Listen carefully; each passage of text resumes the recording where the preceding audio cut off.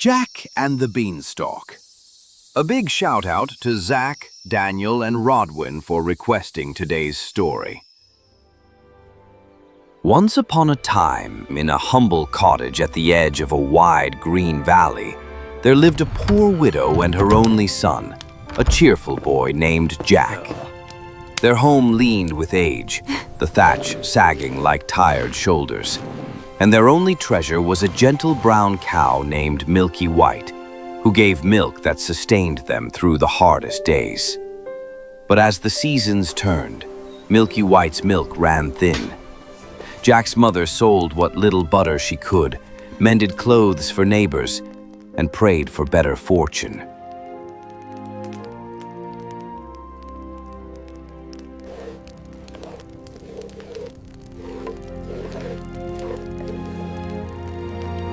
One chilly morning, with their last crumbs gone and the hearth nearly cold, she sighed and said to her son, "Jack, we've no food left and no money to buy more.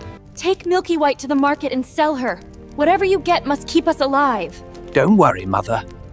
I will bring home a fair price." Jack, though saddened to part with the cow he loved, nodded bravely. He kissed her cheek, took Milky White's rope, and set off down the lane towards the village market.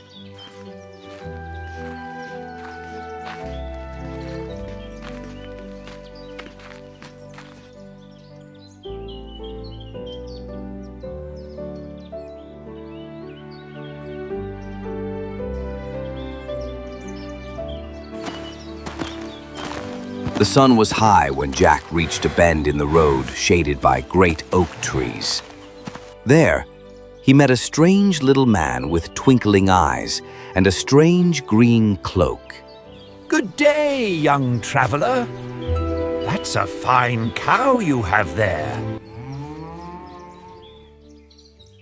Jack explained his errand, and the man stroked his beard thoughtfully. So, you seek gold for her, I suppose? Yea, sir. Enough to buy food for my mother and me. These are no ordinary beans. Plant them tonight, and by morning, you'll see wonders beyond imagination. Beans? For Milky White? Magic beans. Their worth is greater than any coin. You must trust in what grows unseen. Jack hesitated. He was young, curious, and half hungry for adventure. The man's voice carried the weight of secret truths. After a long pause, Jack traded Milky White for the 5 beans, tucking them carefully into his pocket.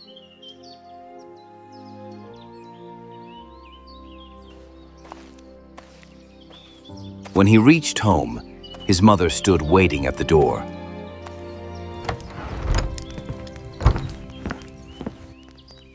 Tell me everything, son. Did you manage to sell her? Look, Mother, magic beans. They'll grow overnight into something wonderful. What? Magic beans? Oh, Jack, what foolishness is this?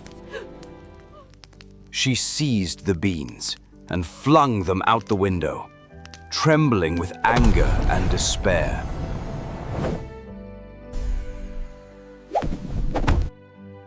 You've traded our last hope for nonsense. Now we'll surely starve. Jack tried to comfort her, but she turned away, weeping quietly by the fire. That night, he crept to bed feeling ashamed and sorrowful, the echo of her sobs filling the small room.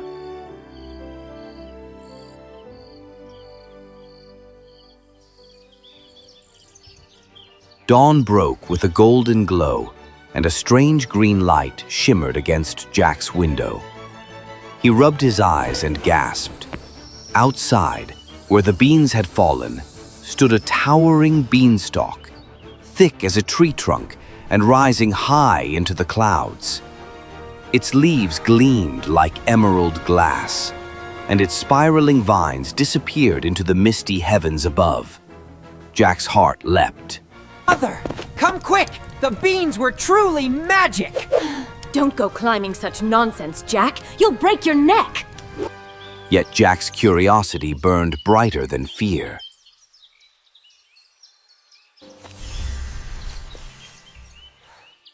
You're alive! He gripped the first vine, placed his foot upon a leaf the size of a platter, and began to climb. Higher and higher he went, up through drifting mists and cool breezes that smelled of rain and sky. Birds circled beneath him, their wings mere dots below. The world shrank. Fields and cottages turned to a patchwork of color far below his dangling feet. At last, after what felt like hours, Jack reached the top and pulled himself onto a land unlike any he had ever seen. A place where the clouds formed rolling meadows and the air hummed with soft music from unseen winds. Jack wandered along a path paved with silver stones until he came upon a great castle in the distance. Its towers pierced the clouds, and its gate was so tall that even a horse could pass beneath without ducking.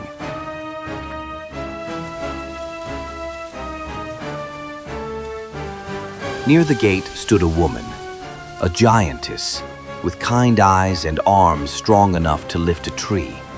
Good morning, ma'am. I'm hungry and far from home.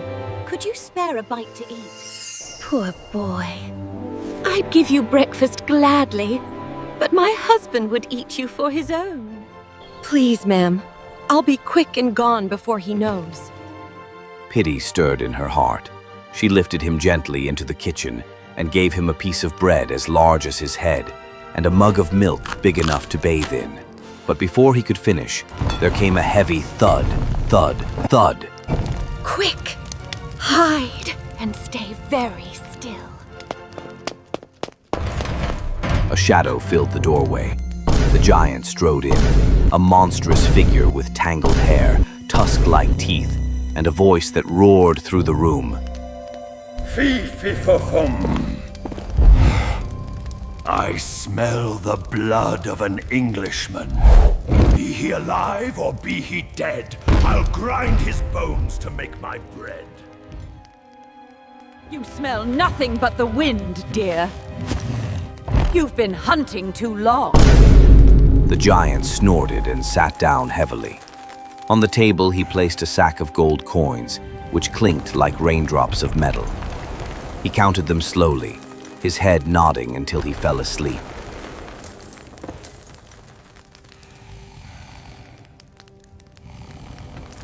When the snores grew deep and thunderous, Jack crept out, took one small sack of gold, and ran as fast as he could.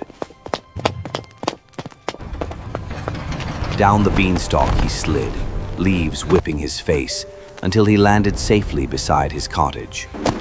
Mother! Mother! Look what I've brought! Jack!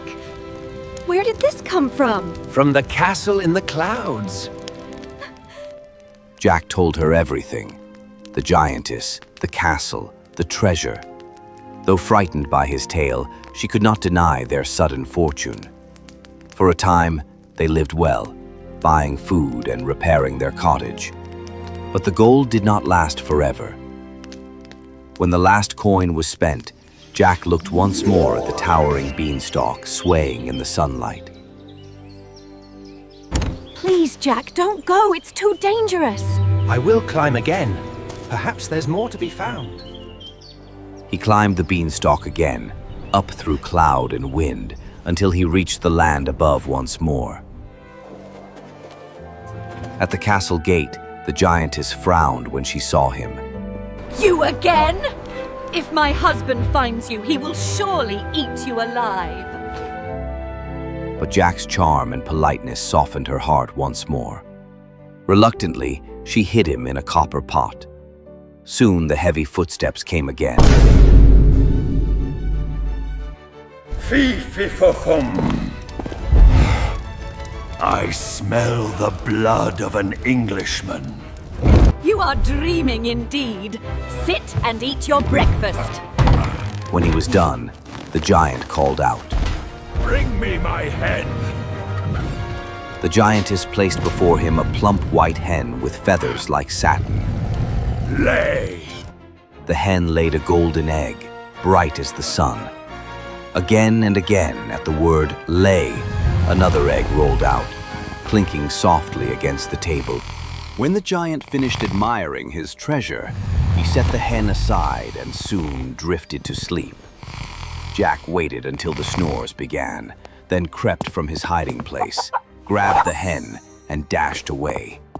The hen squawked once, then nestled quietly in his arms as he climbed down the beanstalk. His mother was waiting at the bottom, wringing her hands. Jack, you safe?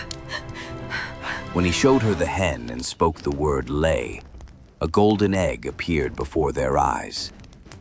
They laughed and wept with joy, for now they would never be poor again. But Jack's curiosity, or perhaps destiny, was not yet satisfied. Months passed, and he often gazed at the beanstalk, wondering what other marvels lay hidden in the clouds. One morning he said to his mother, The giant still has treasures that were once the world's to share, so I'll climb one last time. You've tempted fate enough, my son. but Jack only kissed her hand and promised to be careful. Up the beanstalk he climbed again, heart pounding with both courage and fear. The giantess, seeing him yet again, was astonished. Foolish boy. If he catches you now, he'll tear you apart. Only one more look, I swear. She hesitated, then hid him in the pantry. Soon the castle trembled as the giant returned, roaring his terrible rhyme.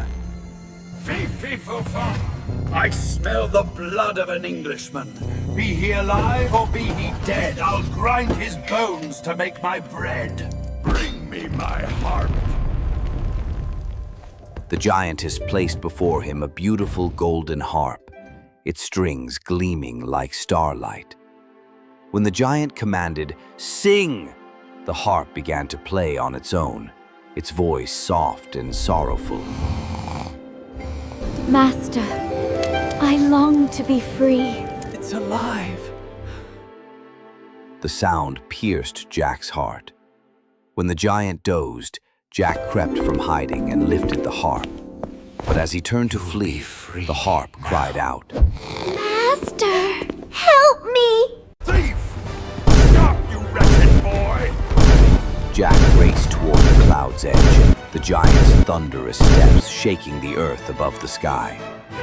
Down the beanstalk Jack flew, the harp clutched tight, while the giant bellowed after him. Mother! Mother! Quick! Fetch me an axe! Jack, hurry! His mother, pale with terror, ran from the cottage with the axe just as the beanstalk began to sway under the giant's weight. Jack swung with all his might, and then with a crack like thunder, the beanstalk split. The giant gave one final roar as he tumbled from the clouds, crashing to the earth below with a sound that shook the valley. When the dust cleared, nothing remained but shattered leaves and silence. Oh, Jack, my brave boy, it's over. The harp, resting in his arms, sang softly. From that day forth, Jack and his mother lived in comfort and kindness. The hen laid golden eggs, the harp played music that filled their home with warmth, and the memory of the giant faded into legend. Yet Jack never forgot what he had learned, that courage is not the absence of fear, but the will to climb despite it. Sometimes, when the sky turned gold at sunset, Jack would look upward, as if searching for the place where clouds once bore castles. And though he never saw it again, he would smile, knowing that adventure begins with a single step, or perhaps with a handful of magic beans.